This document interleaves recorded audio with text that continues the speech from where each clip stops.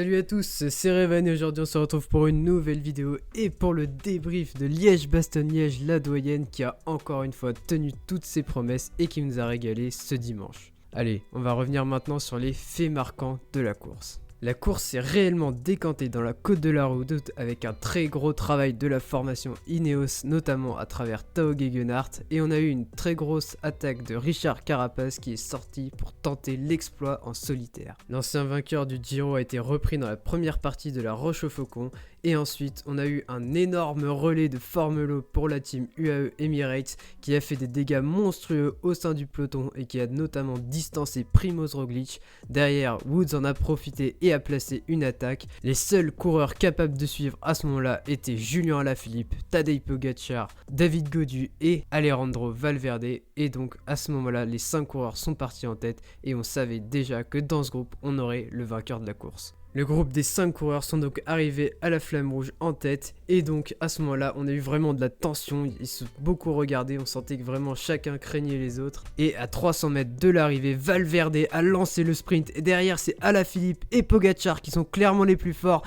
et encore une fois à la fin Julien Alaphilippe va se faire battre à quelques centimètres de la ligne sur le lancer de vélo, et c'est donc Tadej Pogačar qui remporte Liège-Bastogne-Liège 2021, une course avec les meilleurs aujourd'hui et qui clôture parfaitement la semaine des classiques ardennaises. Allez, on va maintenant passer à mes tops et à mes flops de la vidéo. Alors du côté des flops, déjà Primož Roglič, on en attendait beaucoup du coureur slovène qui avait quand même fait forte impression sur la Flèche Wallonne, en plus d'être le vainqueur de l'édition précédente. Mais hélas, on n'a pas senti un Primož Roglič très en jambes et qui a été très vite lâché, on va dire, dans la Roche-au-Faucon quand ça s'est mis à accélérer, notamment à travers Davide Formolo pour la team UAE, et là vraiment Primož Roglič, on a senti qu'il n'arriverait pas à suivre. Derrière il a essayé de boucher le trou tant bien que mal, mais il trouvait personne pour rouler avec lui, donc voilà, c'est pas terrible pour Primož Roglič. Après il a quand même fait une très grosse course mercredi et on connaît à quel point c'est difficile d'enchaîner les deux, donc voilà, pas un bon jour pour Primož Roglič, mais rien d'alarmant.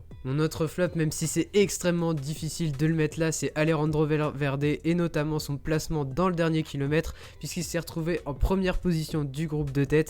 Et là vraiment, quand on connaît les mecs qu'il y avait derrière lui et quand on sait que tout simplement ça va jouer au sprint, être premier dans cette position à 300 mètres de l'arrivée, à moins d'être un énorme sprinter qui est sûr de bouffer ses adversaires, c'est une position extrêmement compliquée. Et là Valverde, il est là l'expérience, et malheureusement il s'est retrouvé dans la pire position possible. Après il était vraiment attendu par les autres parce que c'est celui peut-être qui a la meilleure pointe de vitesse malgré ses 41 ans. Donc voilà, c'est assez dommage pour le coureur espagnol. On va maintenant passer à mes tops, et dans mes tops déjà évidemment David Gaudu. Quelle semaine de David Gaudu, vraiment impressionnant le coureur français. Franchement il me fait plaisir David Gaudu depuis qu'il est en leader sur les courses, vraiment il répond toujours présent. Et là va vraiment falloir se poser de très grosses questions du côté de la team Groupama FDJ. Vraiment ça doit énormément cogiter en ce moment quand on voit la régularité dans les performances de David Gaudu sur la fin de saison 2021 avec notamment une Vuelta magnifique, et le début de saison 2021 avec ses Ardennaises magnifiques du coureur français. Et là vraiment on a peut-être un tournant très très important dans l'histoire de la FDJ, et peut-être que David Gaudu est en train de passer devant Thibaut Pinot dans la hiérarchie, vraiment je pense. Surtout que Pinot paraît de moins en moins fiable avec ses problèmes de dos, tout ça qui ne s'en remettent quasi jamais depuis sa chute sur le Tour. Donc voilà, on est peut-être à un tournant et David Gaudu ne cesse de grandir et il doit maintenant être le leader de cette équipe selon moi.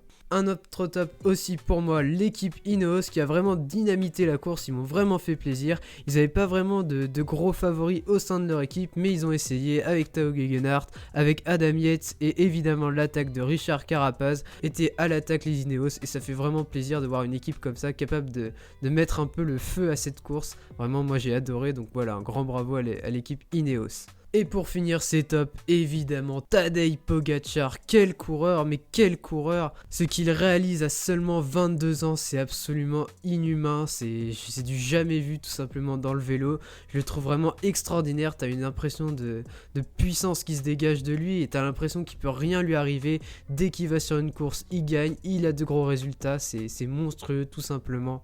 Il a surtout parfaitement géré son sprint, il s'est parfaitement calé derrière Julien Alaphilippe et c'était une super bonne idée.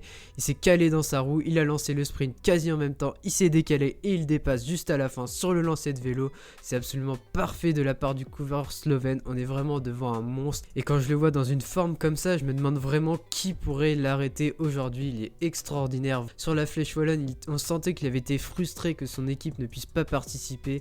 Et là vraiment, il avait à cœur vraiment de se reprendre. Il l'a fait de la plus belle des manières. Devant un Julien Alaphilippe qui hélas n'aura rien à se reprocher. Il a vraiment fait la course parfaite. Mais encore une fois, ça se joue à rien du tout. Bon, c'était un peu moins serré que l'an dernier avec Roglic quand il avait levé les bras trop tôt. Mais tu sens encore une fois que Julien Alaphilippe, il est à 2 doigts. Mais c'est même pas 2 doigts là, c'est 2 cm de gagner sa doyenne. Mais hélas, il va encore devoir attendre encore au moins un an. Et c'est dommage pour lui. Mais là, aujourd'hui, qu'est-ce qu'il veut? Il peut rien se reprocher. Il a fait la course qu'il fallait tout simplement. Van Nantes a été vraiment super encore une fois pour la Deceuninck. Et on se dit qu'Alaphilippe va devoir encore attendre un an s'il veut ramener sa première doyenne. Donc voilà, j'espère que cette vidéo vous aura plu. N'hésitez pas à liker et à vous abonner comme d'habitude. Je vous souhaite à tous une très bonne journée. C'était Revan. Salut!